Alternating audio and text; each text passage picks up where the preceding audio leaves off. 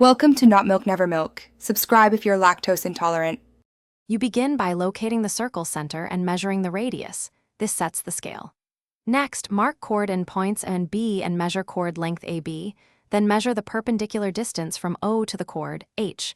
Once done, choose the target, area, arc length, or segment height, because each uses the same inputs differently.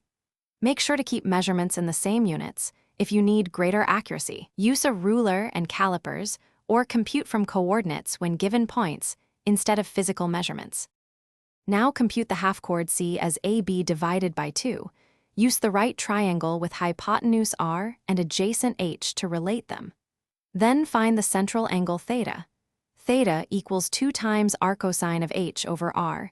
Use radians for formula simplicity, or convert to degrees if you prefer. Once you have theta, compute arc length S equal to R times theta, and the isosceles triangle area T as 1/2 times R squared times sine of theta.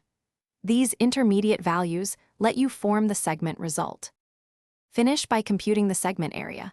Subtract the triangle area from the sector area, giving S equals 1/2 R squared times theta minus sine theta.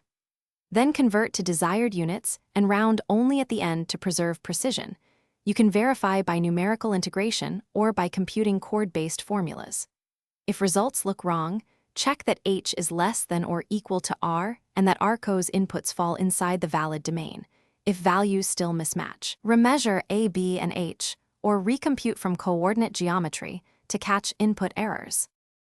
Thanks for watching. If this was helpful, leave a like and consider subscribing. See you next time.